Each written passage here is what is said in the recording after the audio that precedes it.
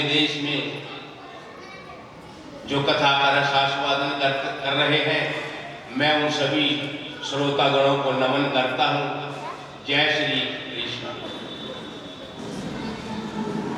अब इस धरती माता को नमन करते हुए जींद शहर के दादा खेड़े के चरणों में हाजिरी भरेंगे। उसके बाद श्रीमद् भागवत कथा में चलेंगे। तो क्या कहना है? श्री दादा खेड़े जी महाराज, ओ महाराज तेरा जग में डंका बाजा। श्री दादा खेड़े जी महाराज, महाराज तेरा जग में डंका बाजा। श्री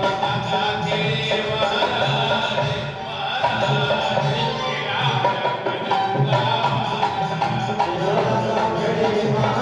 महाराज, महाराज तेरा जग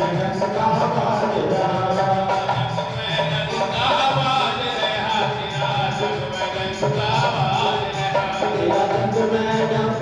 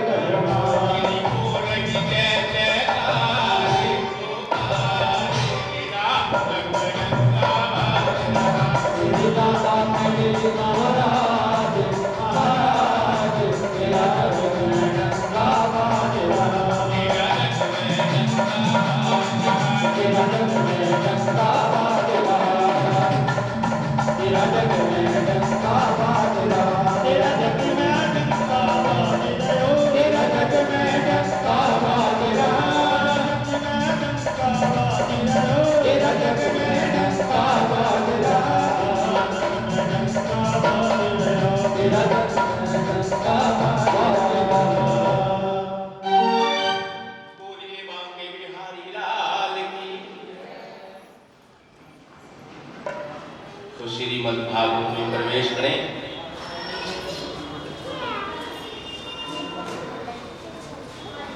भगवान श्री कृष्ण साक्षात रूप में श्रीमद् भागवत के अंदर समाये थे। ये लास्ट वाले दिन आपको बताऊंगा मैं। अब उन्हीं ठाकुर जी के चरणों में नमन करते हुए, क्योंकि आता ही एक बार आता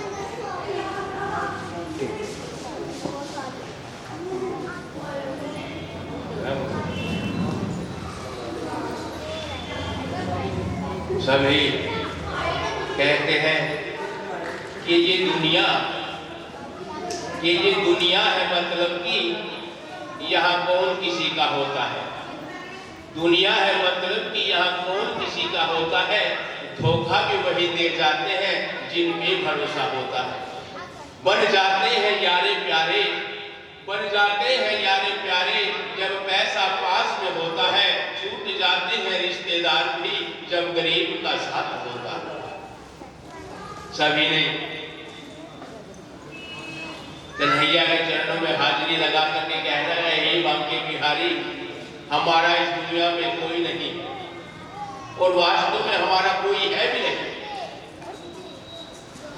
सभी कहेंगे मेरा कोई ना सहारा बिन तेरे, गुरुदेव सवरिया मेरे। मेरा कोई ना सहारा बिन तेरे, गुरुदेव सवरिया मेरे।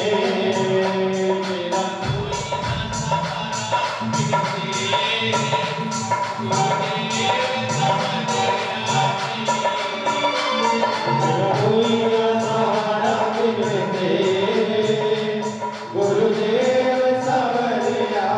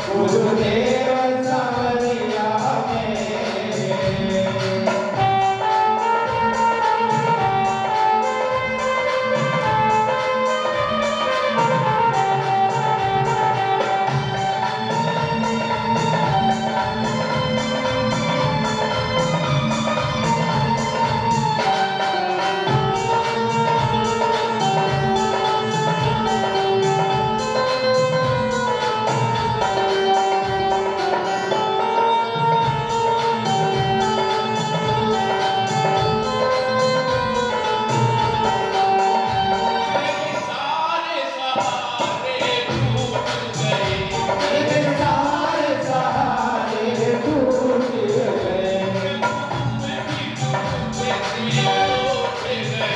प्रभु तुम भी मुझसे रूठ गए।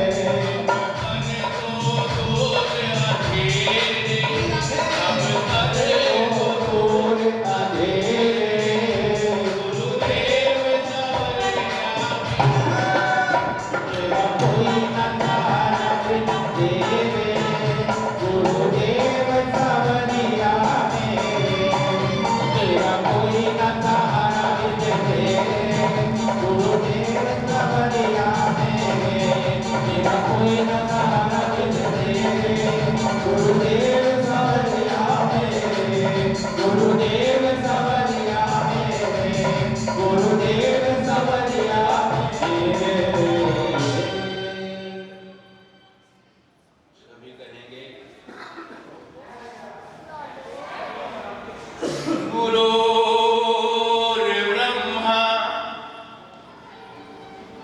गुरुर्विष्णु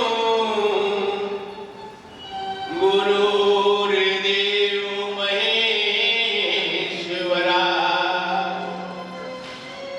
गुरुर्साक्षात् ब्रह्मा तस्मै श्री गुरुवे नमः। गुरुवे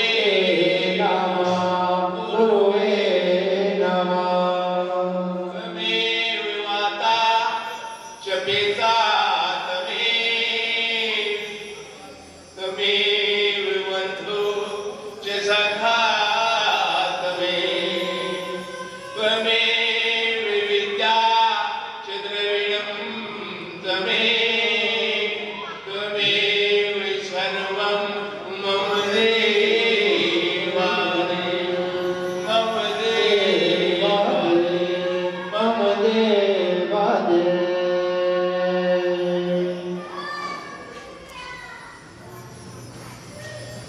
हे जानकी वल्लभ लाडले हे प्यारे हनुमान आई के आसन ग्रहण करो तुम्हें कोटि कोटि प्रणाम।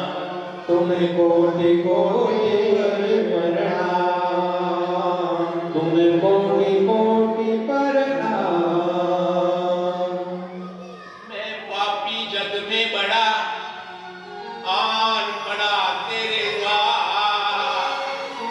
हे भानु की लाडली जरा मेरी ओर निहार। जरा मेरी ओर निहार। जरा मेरी ओर निहार।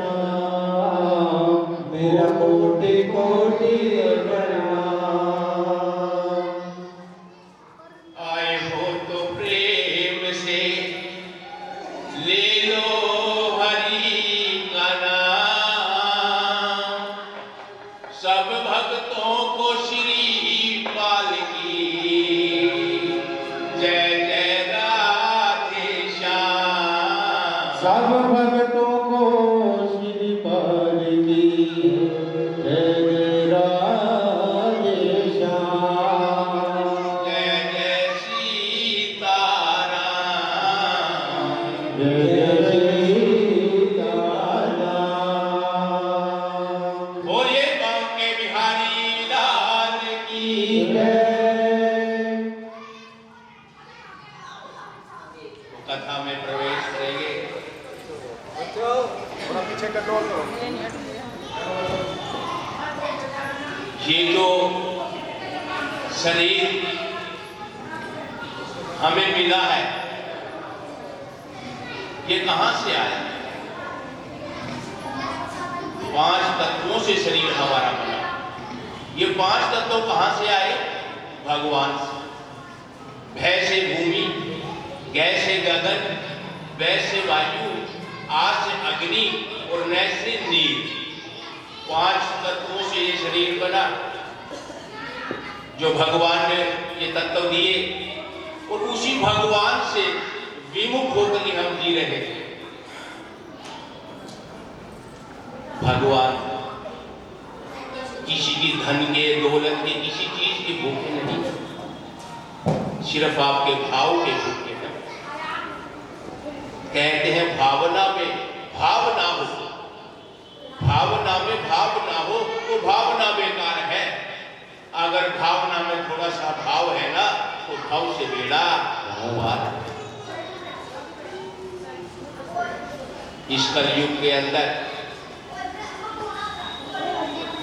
एक आपका जो बेड़ा पार करने वाला है वो प्रभु का नाम, वही एक आधार है, वही एक सार है।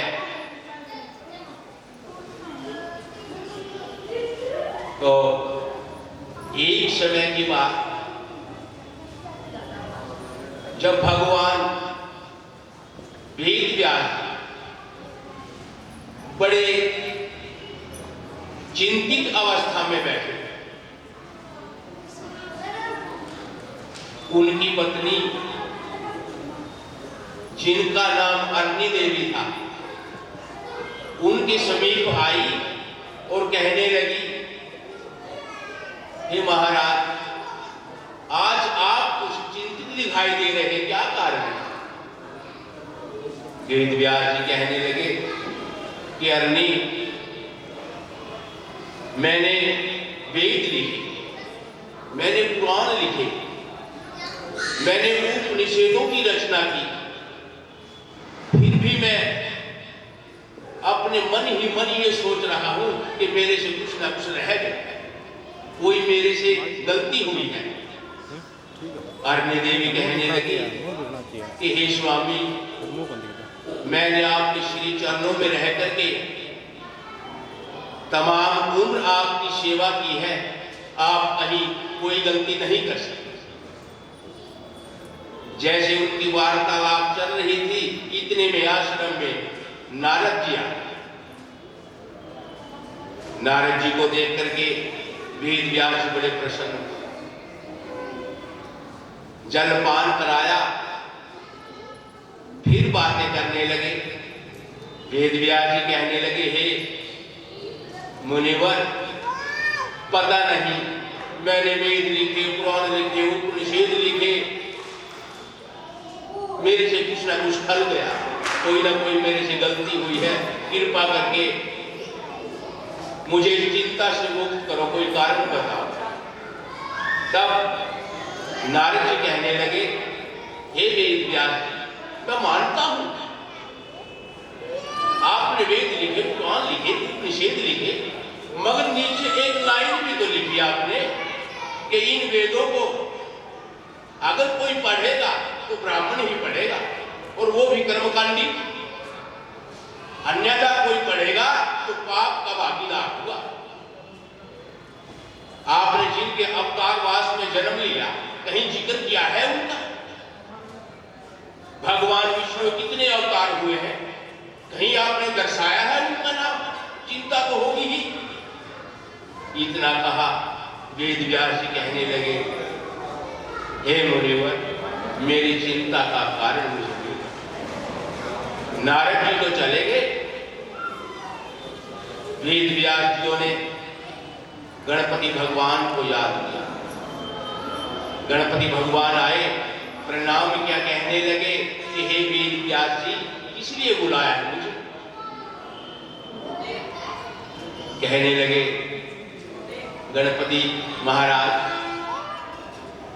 मैं श्रीमद् भागवत कथा की रचना करना चाहता था। आप इसमें मेरा सहयोग करें, मेरा समर्थन करें। तो गणपति भगवान कहने लगे, हे वेद व्यास जी, मैं आपकी इस रचना के अंदर पूरा सहयोग करूंगा, मगर मेरा जो वाहन है ना, ये मूषक है, एक जगह नहीं टिकता, इसलिए तुम्हें मुझे ये कथा 8 पैर सुनानी होगी और मैं लिखना जारी रखूंगा। 18,000 श्लोक भगवान वेद व्यास जी ने इस श्रीमद् भागवत के लिए जैसे ही संपूर्ण हुई, गणपति भगवान तो चले गए, वेद व्यास जी फिर चिंता में डूब गए। अपने मन में सोचने लगे, अब मैंने श्रीमद् भागवत की रचना कर दी, आगे मेरी कोई संतान तो है नहीं, इसका कौन व्याख्यान करेगा, कौन इसका प्रचार करेगा, कौन इसका प्रसार करेगा। अपने मन में चिंता ली। इस पुत्र की प्राप्ति के लिए फिर अपनी पत्नी अग्नि देवी को लेकर के मेरु और सुमेरु पर्वतों की कंधराओं में चले गए।